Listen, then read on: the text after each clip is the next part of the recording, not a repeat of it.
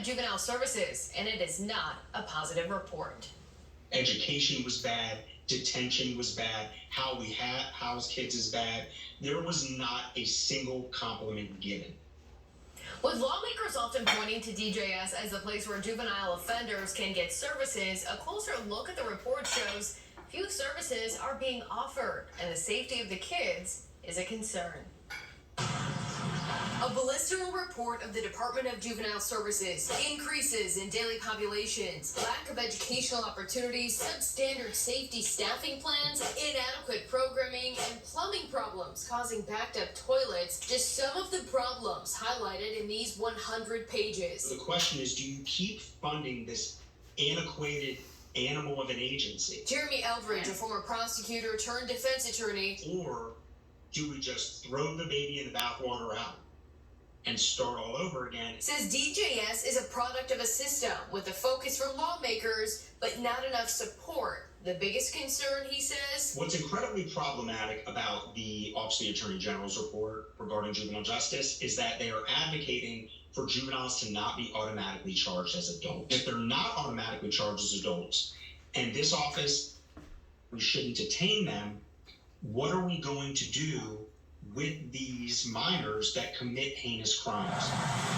Looking closer at the problems outlined in the report, the Juvenile Justice Center in Baltimore City continues to operate as a prison-like environment. Contraband, an ongoing major concern, increasing 155% last year. Programming lacking. Persistent boredom found to be a serious concern. Kids frequently lament the lack of access to books. And staff reportedly unprofessional and antagonistic towards the kids inside. According to the report, one kid reported a staffer told him, "If I was your peers, I would beat your expletive."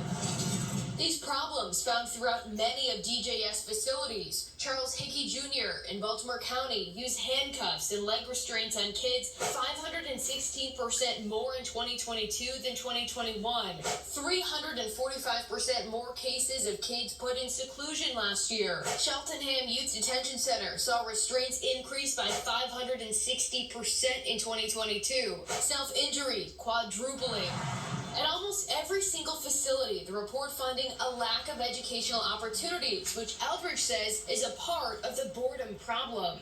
Whether you're talking about juveniles gathering at the harbor, or you're talking about juvenile boredom leading to assaults at a detention center, what you're talking about is the same. It's the same issue. And the issue is that we as adults are not providing programming. We're not providing rec centers. We're not keeping these kids busy in a way that keeps them out of trouble. And that is our responsibility along with their parents.